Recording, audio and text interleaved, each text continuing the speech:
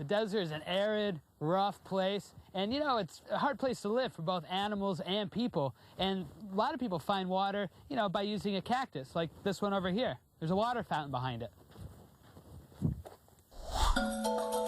Dromedary camels typically live 40 to 50 years and can weigh 800 to 1,600 pounds.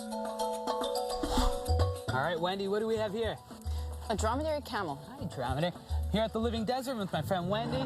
Hey, buddy. And what's this guy's name, Gulliver? Gulliver. This is Gulliver, and he's giving us all a really big greeting. That's how camels do it. They make this big guttural noise. Dromedary means one hump, so if you look at the side profile of a dromedary, it kind of looks like a big D.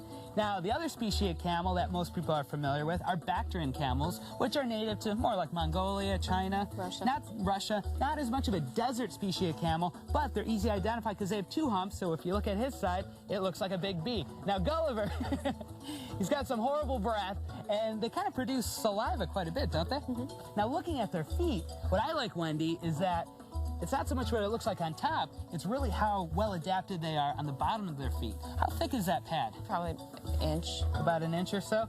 And so they have an inch thick pad underneath their foot, and then not only does it help protect their feet from if they're walking on, you know, debris or through a, you know, maybe a treacherous terrain, rocks and whatnot, but also it protects them from the heat, right? Because the sand in the desert could be like, how hot?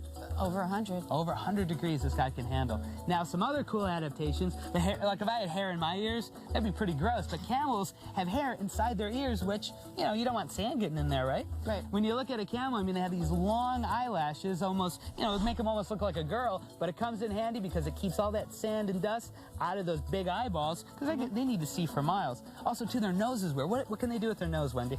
They could shut it off. They completely shut their nostrils so the sand cannot get in there. That's amazing. So their nostrils, can you imagine doing this with your nostrils, closing up just like this, not to allow any dirt or debris, and then when a camel sneezes, they could fire out a lot of gross stuff, right? Working here at the zoo, I'm sure a lot of visitors come and say, how much water do they store in that hump? It's not really water in there, is there? No, it's fat. So it's just fat, like, so if you retain fat, they could drink a little bit of water, goes into their body, they store it in that hump. That's why these guys were so essential, you know, for human development and human expansion from the Middle East, because this is the only means of transportation across the entire desert, because for 6 months you can ride this camel, and that's another reason why they're domesticated, and you see them throughout, you know, not only in the Middle East, but some areas of Australia where they've actually become feral again.